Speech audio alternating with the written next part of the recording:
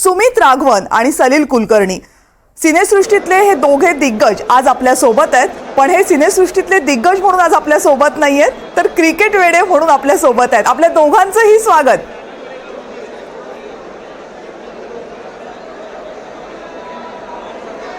मला सुमित आत्ता दिसले, त्यामुळे त्यांच्यापर्यंत माझा आवाज बहुधा जातोय. सुमित, ही दृश्य मला वाटतं आज सकाळपासून प्रत्येक भारतीयाची मान अभिमानानं उंचावणारी आणि मनामध्ये प्रचंड आनंद आणणारी आहेत. जितका आनंद आपल्याला ती मॅच बघताना झाला होता, तितकाच किंबहुना त्याहीपेक्षा काकणभर सरस आनंद आज ही टीम इंडिया मुंबईमध्ये येताना होतोय. आणि जो माझ्या आवाजामध्ये आनंद आहे, तोच मला वाटतं तुमच्या सगळ्यांच्या मनातही असेल. म्हणजे आमच्या मी आणि सलील आम्ही इतके मोठे पंखे आहोत क्रिकेटचे. इनफॅक्ट सलीलने तर इन्स्टावर इतकी सुंदर एक स्टोरी केली होती की क्रिकेट वेडे खरे ठार क्रिकेट वेडे. ते खरंच आहे की आम्ही क्रिकेटचे भक्त आहोत. आणि त्या टीम इंडिया म्हणजे तर काय आहे बघा, हे असे कपडे घालून बसलेलो आहोत. म्हणजे आता शूटिंग करून मी पळत घरी आलो. खरं तर मला त्या गर्दीत शिरायचं होतं, पण सलील म्हणाला अरे तिकडे आपला शर्ट जरी काढून दिला ना तरी कळणार नाही. सलील, जायचं ना, का घेऊन गेला नाही? ठीक आहे ना, एक दिवस एन्जॉय केलं असतं की. अरे खरं आहे, म्हणजे काहीच हरकत नाही. म्हणजे टीम इंडियासाठी म्हणजे ज्या पद्धतीत म्हणजे काय म्हणू, म्हणजे फिजिकल ट्रेनिंग म्हणा आणि मेंटल टॉर्चर सुद्धा इतकं असतं नाही या लोकांचं. आपण सगळ्यांनी आता अलीकडेच बघितलंय ज्या पद्धतीने ट्रोल केलं जातं. तर त्यामुळे सलील आणि मायासारखे जे क्रिकेट वेडे आहेत ना, ते काही झालं तरी आम्ही आमच्या टीमच्या मागे उभे राहणार. आणि तीच तर ताकद आहे ना, ती ताकद, तो आनंद आज जसा मुंबईच्या रस्त्यांवर दिसतोय, ते दिल्लीमध्ये टीम इंडिया उतरल्यापासून प्रत्येक देशवासियाच्या मनावर दिसतंय. सलील, का नाही घेऊन गेलात सुमितला तिकडे? बरं वाटलं असतं की त्यांना, पण बघा जायचं होतं, तुम्ही अडवलं.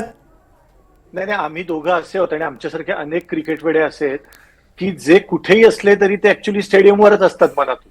म्हणजे शूटिंगला असो, रेकॉर्डिंगला असो, आम्ही कुठे गावाला असो, असा एक फोन चालूच असतो. जरी कुठेही असलो तरी मॅचचा एकही बॉल, बिलीव्ह मी वर्ल्ड कपचा एक सेकंदही चुकवला नाही. इंडियाच्या मॅचचा नाही, मी सगळ्याच मॅचेस बघतो ज्याने इंडियाला फरक पडेल. आणि हा विजय अनेक अर्थाने महत्वाचा आहे.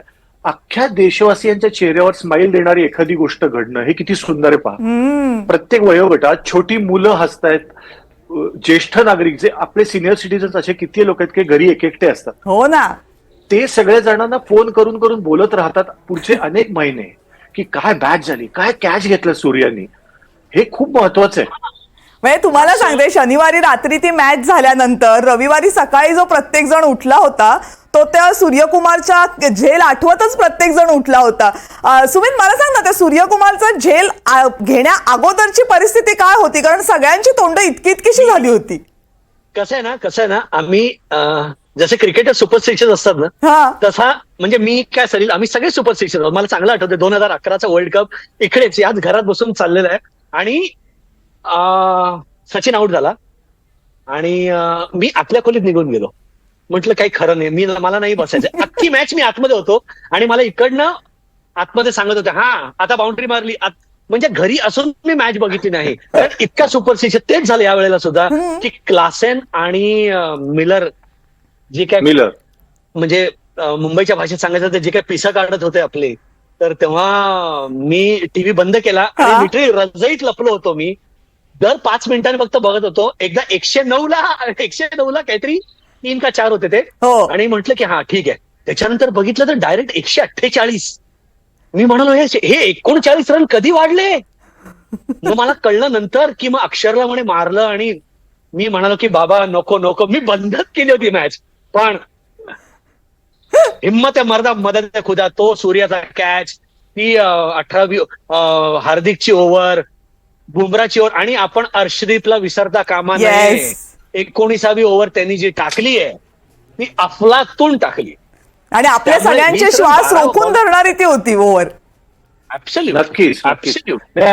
आणि मी आता सुमित म्हटलं त्याच्या मी बरोबर उलट आहे. मी शेवटच्या बॉल पर्यंत एक नजरच काढत नाही की आपणच जिंकणार आहे. तुम्ही थांबा रे. म्हणजे ती नॅटवेसची पण युवराज आणि कैफ अली मॅच होती, तेव्हा सगळे बाहेर पडले. मी म्हटलं की नाही, मी बघणार आहे. आपण सलील, मग तुमचं असं कधी होत नाही का की मी बघितलं तर मॅच हरेल म्हणून, किंवा यांनी बघितलं तर हरते, तू बघूच नको मॅच म्हणून, असं नाही होत का कधी?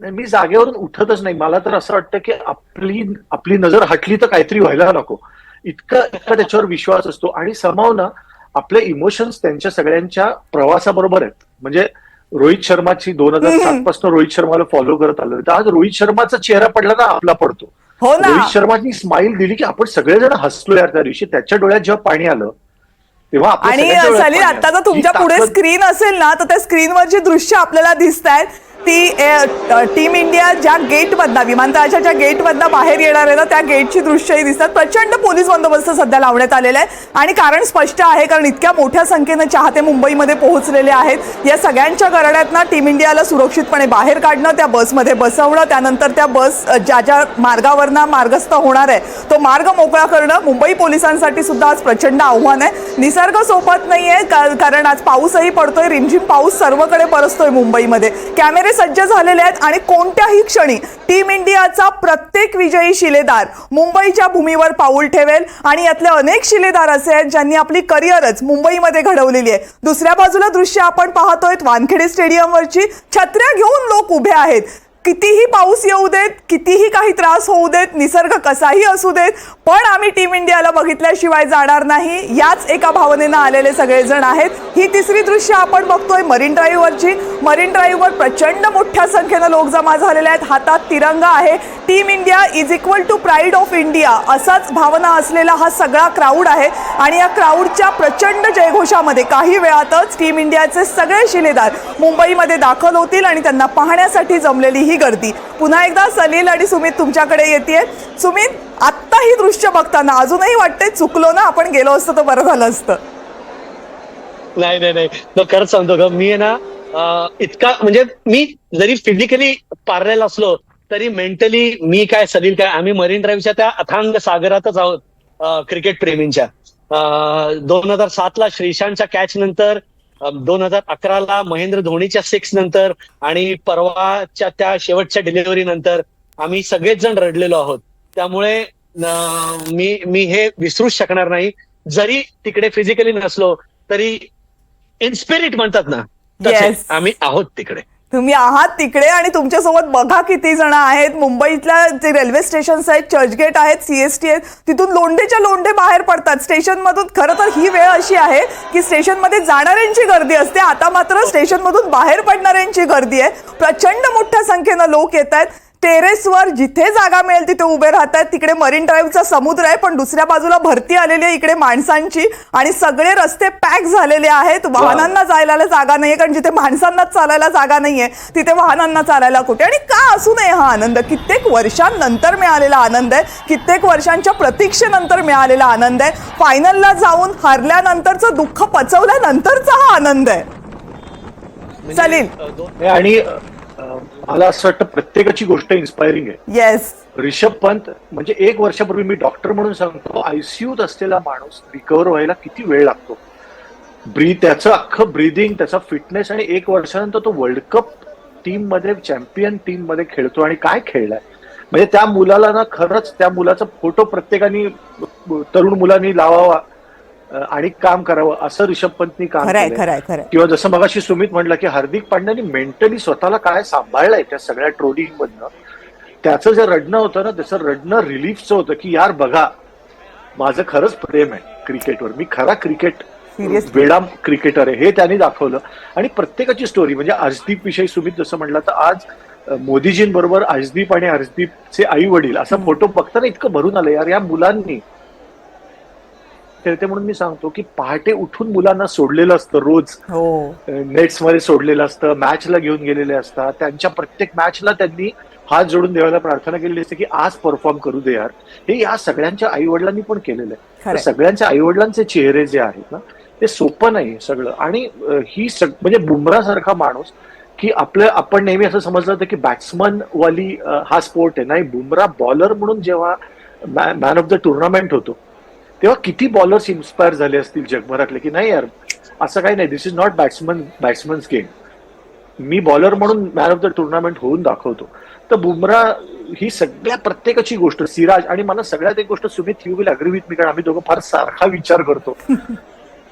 चेहलचा तू चेहरा जर बघितला, चेहलला एकही मॅच खेळायला मिळाली, खरंय. पण जिंकतानाचा चेहलचा चेहरा हा एका पहिलीतल्या मुलाच्या चेहऱ्यासारखा उजळलेला होता. याला म्हणतात क्रिकेटिंग स्पिरिट. याला म्हणतात क्रिकेटिंग मी स्पिरिट, खेळतोय की याला नाही? म्हणतात स्पोर्ट्स स्पिरिट. आणि आपल्यासारख्या प्रेक्षकांचं भाग्य हे असतं की त्याच्याबरोबर आपल्याला आपलं स्पिरिट जागवता येतं. ते आपण जगत असतो त्यांच्याबरोबर. त्यांचा आनंद, त्यांचं दुःख हे आपण त्यांच्यासोबत जगत असतो आणि तीच त्या खेळाची खरी ब्युटी आहे. सुमित, पण सगळ्यात महत्त्वाचं मला वाटतं की आज खरं तर टीम इंडिया उतरली दिल्लीमध्ये आणि आत्ता आली मुंबईमध्ये. त्यांचं मुंबईमध्ये येणं आणि सगळ्यात महत्त्वाचं म्हणजे वानखेडेवर येणं हे फक्त मुंबईकरांसाठी नाही, फक्त महाराष्ट्रासाठी नाही, देशासाठी हे किती किती महत्त्वाचं, किती जवळचं आहे असं तुला वाटतं? काय ना, वानखेडे स्टेडियम आहे ना, हे लॉर्ड्सच्या तुलनेत आपण त्याची तुलना करू शकतो. Yes. जसं लॉर्ड्स इज मेक्का, तसं वानखेडे स्टेडियम हे मुंबई नाही तर भारताचं मेक्का म्हणू शकतो आपण. क्रिकेटिंग वर्ल्डचं ते इंडियन क्रिकेटसाठी. तर त्यामुळे कुठलीही गोष्ट असेल ती फिरून वानखेडेला येते. तर त्यामुळे वानखेडेला एक वेगळंच महत्व आहे. वानखेडे ज्यासाठी उभारलं गेलं होतं त्याची एक वेगळीच कहाणी आहे. म्हणजे एकीकडे ब्रेबॉर्न स्टेडियम असताना इथे वानखेडे साहेबांनी हे स्टेडियम उभं केलं. हे सामान्य माणसासाठी उभं केलेलं स्टेडियम आहे. खरंय. तर त्यामुळे त्याचं एक वेगळं महत्व आहे. तर त्यामुळे इकडे जो माणूस येतो तो सामान्य माणूस आहे आणि इकडनं जो माणूस जो कप घेऊन गेलेला आहे, जो कप घेऊन येतोय तोही सामान्य माणूस आहे आणि तो रोहित शर्मा, लोकल ट्रेन मधनं फिरणारा आणि वडापाव खाणारा. सलील, म्हणजे आपण वानखेडे म्हणजे आपली क्रिकेटची पंढरी म्हटली तर चुकीचं ठरणार नाही, नाही का? नाही, आम्ही अगदीच. क्रिकेट कित्येक मॅचेस बघायला वानखेड्याला गेलो. एकदा तर असं झालं होतं की सुमित समोरच्या स्टँडमध्ये आणि मी इकडच्या स्टँडमध्ये अशी आम्ही इंडियाची मॅच बघितलेली मला आठवते. आणि सुमित आत्ता जे म्हणला ना की मध्यमवर्गीय मुलं आहेत ही, हे सगळी मध्यमवर्गीय मुलं आहेत. सगळे वडापाव खाऊन. ऋषभ पंत गुरुद्वारात झोपलेला आहे अनेकदा दिल्लीला येऊन. यशस्वी जयस्वालनी त्याच्या मामाबरोबर पाणीपुरी विकलेली आहे. ही मुलं कष्ट करून आलेली आहेत. तर यांनी ना भारतभरच्या मध्यमवर्गीय, कनिष्ठ मध्यमवर्गीय मुलांना जे प्रोत्साहन मिळते ना की नाही ह्याच्यासाठी फक्त टॅलेंट लागतं, बाकी काही नाही, फक्त टॅलेंट. पहाटे उठा, कष्ट करा, मनापासून कष्ट करा आणि तुम्ही पण एक दिवस तिथे पोहोचू शकता. हे स्वप्न दाखवणारी ही आपली सगळी मुलं आहेत. विराट कोहली, काय कष्ट घेतलेत माणसांनी. चिकन करी आणि छोले आवडणारा माणूस अनेक वर्षात करीला हात लावत नाही. याला म्हणतात संयम. मला असं वाटतं हे ही व्रत घेणारी माणसं आहेत. आपण व्रत फक्त ऋषी मुनींविषयी वापरतो, यांनी पण व्रतच केलेलं आहे आणि यांच्या व्रताचं हे फळ आहे की आज वर्ल्ड कप आपल्या हातात आहे. हे खरं आहे. म्हणजे आणि त्या प्रत्येकाची कहाणी ही आपल्या सगळ्यांसाठी प्रेरणादायी आणि त्याचं उत्तर ही गर्दी आहे ना. आता आपण मरीन ड्राईव्हची जी गर्दी पाहतोय, टॉप अँगलनी पाहतोय, तरी आपल्याला कळतंय की पाय टाकायला जागा नाहीये, मुंगी शिरायला जागा नाही असं म्हटलं तर चुकीचं ठरणार नाही. इतकी गर्दी आहे. गाड्या जागच्या जागी थांबलेल्या आहेत, तिथून एकही गाडी पास होत नाही कारण माणसंच इतके, त्यांनाच चालायला जागा नाहीये. या गर्दीला कितीही कंट्रोल केलं तरी ती कंट्रोल होणार नाही, इतकी मोठी गर्दी आहे. पण यातली सगळ्यात महत्वाची ब्युटी काय, तर यातली ब्युटी ही आहे की इतकी गर्दी होणार हे माहीत असूनही याच गर्दीच्या आनंदासाठी टीम इंडियाला या रस्त्यावरून नेण्याचा, या रस्त्यावरून टीम इंडिया तिच्या प्रत्येक चाहत्याला भेटेल याची व्यवस्था करण्याचा प्रयत्न झाला. आणि ही गर्दी हे त्या व्यवस्थेला असलेलं उत्तर आहे. या गर्दीचा आनंद हा क्रिकेटचा आनंद आहे. तोच आनंद आज आपल्या प्रत्येकाच्या चेहऱ्यावर दिसतोय आणि या गर्दीच्या चेहऱ्यावर सुद्धा दिसतोय. मरीन ड्राईव्हवरची दृश्य जी काही तासांपूर्वी आपण पाहिली होती तेव्हाची गर्दी आणि आत्ताची गर्दी, प्रचंड फरक आहे, प्रचंड गर्दी. आणि जसं मी मगाशी सांगितलं, एवढी गर्दी मुंबईच्या रस्त्यांवर माणसांची एकाच दिवशी दिसते आणि ते असतो गणेशोत्सवाचा दिवस, ज्या दिवशी आपण गणपती बाप्पाला निरोप देतो. पण आज मात्र तसाच आनंद साजरा करण्यासाठी त्याच उत्साहामध्ये, त्याच जल्लोषामध्ये मुंबईकर आलेले आहेत. आणि जसं बाप्पाला निरोप देताना फक्त मुंबईकर नाही, देशविदेशातनं लोक येतात, तसंच आज हा आनंद टिपण्यासाठी, या आनंदामध्ये सहभागी होण्यासाठी फक्त मुंबईमधून नाही तर देशभरातल्या विविध शहरा गावांमधून सगळी माणसं आलेली आहेत टीम इंडियाला एक नजर पाहण्यासाठी. काय चालेल हा आनंद असतो की मला ते दिसले हे सांगणं, हा आयुष्यभर पुरणारा आनंद असतो ना.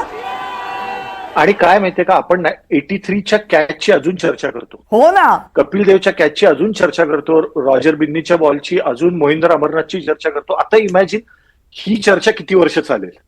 आणि हा जो आनंद आहे ना हा खूप महत्वाचा आहे. मला असं वाटतं की आम्ही फिल्म विषयी पण नेहमी मी आणि सुमित जे म्हणतो, चांगली माणसं स्क्रीनवर दिसणं फार आवश्यक आहे. चांगली माणसं जी चांगलं काहीतरी करतायत, आनंद लुटतायत, स्माईल देतायत एकमेकांना. त्रास देणारी माणसं खूप सतत दिसतातच. माझं म्हणणं ही माणसं दिसणं की ही माणसं एकमेकांना दिसत नाही. प्रोत्साहन करतात. जेव्हा विराट कोहली आणि रोहित शर्माने मिठी मारली ना, सुमित, तेव्हा मला ना घरातलेही आता अनेकांनी- तुझ्यासारखी फिलिंग यायला लागली की मलाही आता वाटायला लागले की उगाच स्टुडिओमध्ये थांबले, मी पण तिकडे गेले असते तर बरं झालं असतं. तर हे नाही, पण सलील म्हणाला ना की वर्ल्ड कप जिंकला, पण हे जे काहीसं वाटणं ना हा, की हार्दिक पांड्याचे ते अश्रू, रोहितने फील्डवर आडवं झोपून त्यांनी असं ग्राउंडला मारणं, यु नो की येस आम्ही केलेलं आहे. किंवा राहुल द्रविड बद्दल मला बोलायचंय. राहुल द्रविड आल्यानंतर राहुल द्रविडने विराटला मिठी मारली, तर विराटने त्याचा चेहऱ्याने इथे असं, म्हणजे आपण वडिलांना मिठी मारल्यानंतर Yes. जसा इकडे चेहरा वा, लपवतो ना, तसा तो म्हणजे इतका गदगद. त्यामुळे ना ही एक वेगळ्या प्रकारची काय म्हणू त्याला, एक परतफेड केलेली आहे आपल्या पोरांनी. त्यामुळे यू कॅन रिअली, म्हणजे काय ना, ह्या 1.4 बिलियन पॉप्युलेशनच्या देशामध्ये या 11 जणांच्या खांद्यावर केवढं ओझं आहे. तो केवढं सचिन ओझं. तेंडुलकर आजही ते ओझं वाहतोय रिटायर झाल्यानंतर सुद्धा. तर ह्या पोरांचं काय आहे, म्हणजे 27-28 वर्षाची पोरं आहेत आणि अफलातून. नाही, आणि द्रविडनी जी ट्रॉफी घेऊन त्यांनी ज्या पद्धतीने सेलिब्रेट केलं ना, हम्म. त्याच्यामध्ये तो मला नेहमी असं वाटतं की मोठ्या भावाला जे जमलं नाही ते लहान भाऊ जेव्हा करतो तेव्हा ते जे समाधान असतं म्हणजे ते कमाल समाधान होतं की यार मैं ना कर सका लेकिन तूने कर दिया. हे जे होतं ना ते होतं, आणि त्याच्यातलं इमोशन फार फार असं लागणारं इमोशन होतं यार. आणि मघाशी सुमित तुम्ही उल्लेख केलात राहुल द्रविडचा, तुम्हाला बोलायचं आहे त्यांच्याबद्दल तर बोलाच, पण तो प्रश्न माझा छोटासा असा आहे की जेव्हा मागच्या वेळेस आपण वर्ल्ड कप जिंकला होता ना, तेव्हा सचिन तेंडुलकर टीममध्ये असताना वर्ल्ड कप जिंकण्याची जी काय एक ईर्ष्या होती ती फक्त टीम इंडियाला नव्हती, अवघ्या भारतातल्या क्रिकेट प्रेमींना होती. तशी आता होती की राहुल द्रविडसाठी जिंका, जे कराल ते राहुल द्रविडसाठी करा. काय रसायन आहे ना हे टीम इंडियाला लाभलेलं. हे काही चेहरे आहेत ना, सचिन, राहुल, ह्यांच्याकडे बघितल्यानंतर एक वेगळ्या प्रकारचं आश्वासन मिळतं तुम्हाला. म्हणजे एकतर त्यांची काय म्हणू त्याला क्लीन कारकीर्द आहे. येस. पुन्हा हार्डकोर, म्हणजे कसे ते वर आलेले आहेत ते आपल्या सगळ्यांना ठाऊक आहे. त्यांची मुळं किती घट्ट आहेत ते आपल्याला ठाऊक आहे. त्यांच्या परिवाराकडे जेव्हा आपण बघतो, यु नो, त्यांच्या आई वडिलांकडे, तेव्हा आपल्याला कळतं एक वेगळा संस्कार आपल्याला दिसतो. आणि जेव्हा त्यांना या नामुष्कीतनं जावं लागतं, 2007ची जी नामुष्की झाली, वेस्ट इंडिजला आपली टीम बाद झाली, आणि त्याच्यानंतर ज्या पद्धतीने फॅन्स, हे बघा, फॅन्स दोन्ही, म्हणजे माझ्यासारखे आणि सलील सारखे पण फॅन्स असतात, आणि एक दगड फेकणारा सुद्धा फॅन असतो. त्याची भावना तीच असते की नाही, तुम्ही का जिंकला नाहीत, तुम्ही जिंकायला पाहिजे होता, तुम्ही का जिंकला नाहीत. आमचं कसं आहे, आम्ही शांत बसतो, आम्ही सगळं ते आतल्यात ठेवतो. ते दोन प्रकारचे फॅन्स आहेत. मी व्यक्त कसे होतात त्यामुळे ना, त्या 2007 नंतर 17 वर्ष थांबल्यानंतर जेव्हा तुम्हाला सचिन तेंडुलकर येतो, तो एक वर्ल्ड कप घेऊन जातो, त्याला खांद्यावर घेऊन जातात, Yes. तेव्हा हा माणूस कुठेतरी ना असा मागे पडल्यासारखा वाटतो. आणि जेव्हा तो येस येस करत ड्रेसिंग रूम मध्ये उभा राहतो शेवटचा बॉल झाल्यानंतर, तेव्हा तुम्हाला कळतं की त्याला किती गरज होती याची. तो बोलला नाहीये, राहुल द्रविड कधी बोलला नाहीये. त्यामुळे this world cup we owe it to Rahul Dravid yes. Also. Correct. नाही, आणि तू म्हणलास तसं मला वाटतं या दोन माणसांमुळे ना, सचिन आणि राहुल द्रविडमुळे चांगुलपणावर विश्वास बसतो. ऍब्सोल्युटली. एक संस्कारावर, चांगुलपणावर आणि कष्टावर. आणि राहुल द्रविडचं भाषण शेवटचं, तो म्हणला थँक्यू, त्यांनी रोहित शर्माला थँक्स दिले की तुम्हाला नोव्हेंबरमध्ये फोन करून परत बोलवलंस की तू कंटिन्यू कर, याच्यासाठी थँक्स.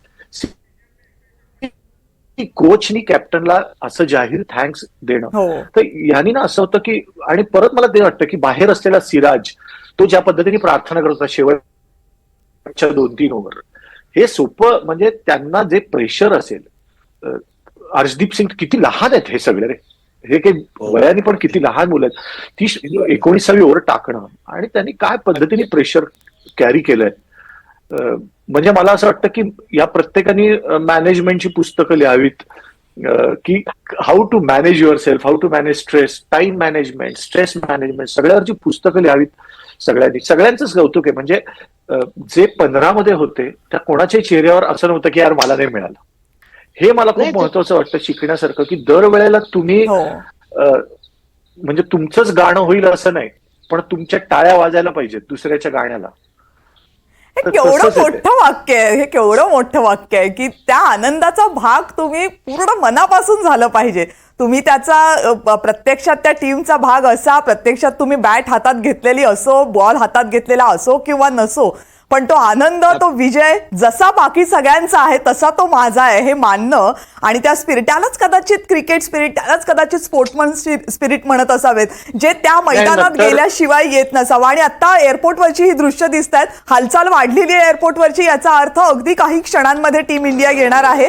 कारण ज्या दारामधनं हे सगळे बाहेर येणार आहेत तिथला पोलिसांचा बंदोबस्त मघापेक्षा बराच वाढलेला दिसतोय. याचा अर्थ लँडिंगची वेळ आणि टीम इंडिया बाहेर येण्याची वेळ अगदी जवळ आलेली दिसतेय. काही क्षणांमध्ये टीम इंडियाचे ते चेहरे आपल्याला मुंबईच्या भूमीवर दिसतील, जे चेहरे पाहण्यासाठी आपण गेले कित्येक दिवस वाट पाहत होतो. खरं तर हा दिवस निसर्गानं साथ दिली असती तर काही दिवस अगोदरच आला असता, पण वातावरण बिघडल्यामुळं त्यांच्या परतीच्या वाटेला, परतीच्या प्रवासाला थोडासा उशीर झाला आणि म्हणून त्या आज मुंबईमध्ये प्रवेश करतायत. पण आपल्या सगळ्यांसाठी म्हणून काही आनंद कुठेही कमी झालेला नाहीये, कारण त्यांना यायला उशीर झाला तरी आपण तितक्याच उत्साहानं, तितक्याच जल्लोषानं त्यांची वाट पाहत होतो. आणि एअरपोर्टवर सुद्धा अनेक जण सध्या त्यांची वाट पाहतात. त्याच्यामध्ये एअरपोर्टवरचा जो सपोर्ट स्टाफ असतो त्यांची संख्या सुद्धा खूप मोठी आहे. खरं तर त्यांच्यावर जबाबदारी सुद्धा असते की हे सगळेजण सुरक्षितपणे विमानतळ परिसरामधनं बाहेर येतील, पण त्या सपोर्ट स्टाफचं, तेही शेवटी आपल्यासारखेच क्रिकेट प्रेमी आहेत, आपल्यासारखेच क्रिकेट वेडी आहेत, आणि त्यामुळे त्यांचाही आनंद, त्यांचाही उत्साह न लपणार आहे.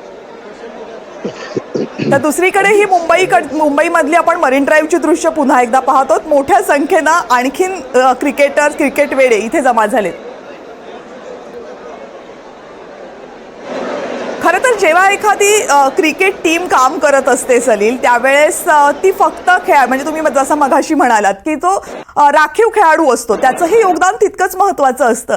पण फक्त खेळाडूंपुरतं नाही, तर या खेळाडूंना मदत करणारा जो स्टाफ असतो, मग तो सपोर्ट स्टाफ असतील, ते फिजिओथेरपिस्ट असतील, काउन्सिलर्स असतील, ह्या सगळ्यांची भूमिका सुद्धा खूप महत्त्वाची असते.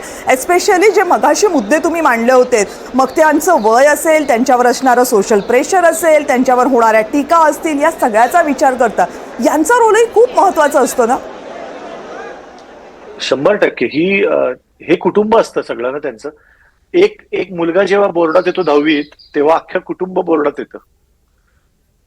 खरंय. तसं येते की वर्ल्ड कप खेळत असतात 11 लोक, हे सगळे मनातून खेळत असतात.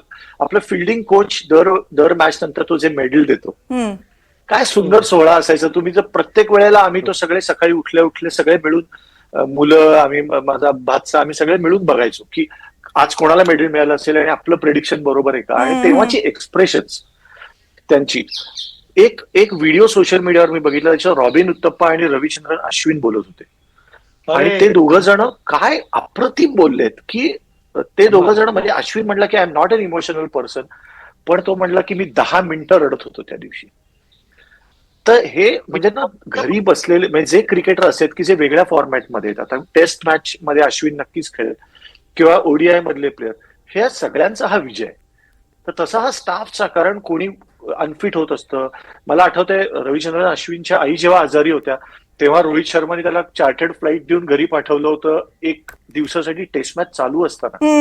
ही फक्त 6-8 महिन्यापूर्वीची गोष्ट आहे. हे जे एकमेकांना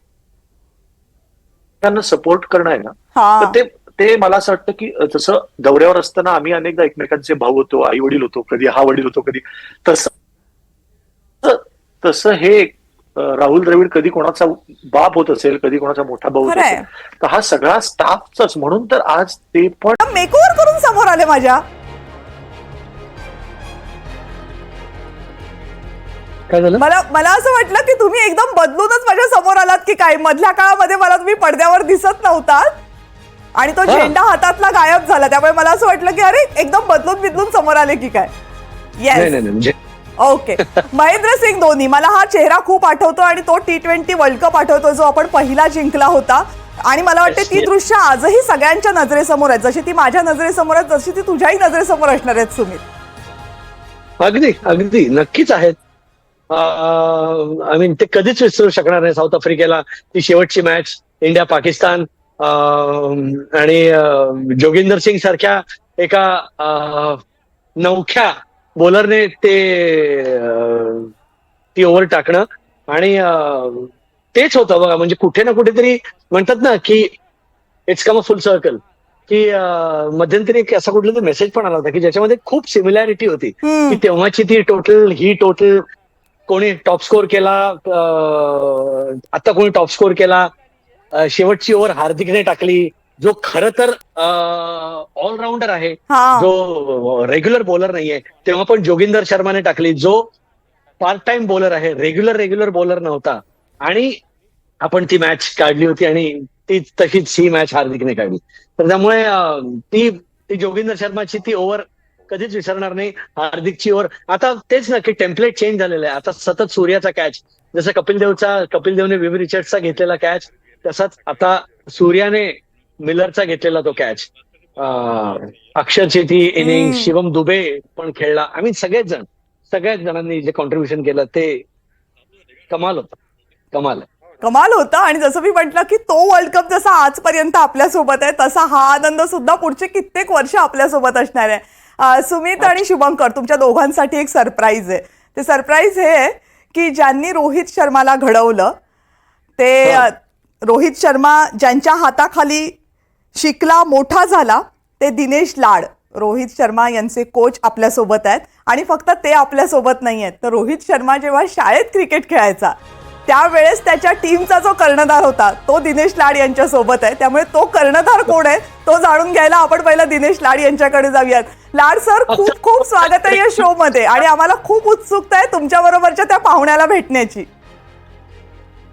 हा कॅप्टन आहे. ज्यावेळेस रोहित हॅरिसशील्डला खेळत होता त्याच्या अंडर कॅनडावरनं खास नेमका मला भेटायला आल्याने आणायचे आज इकडे आला. आणि मी म्हटलं त्याला थांब, तू जाऊ नकोस, कारण तुलाही टीव्हीवर यायचंय, कारण तू त्याचा कॅप्टन होतास. काय नाव काय आहे यांचं?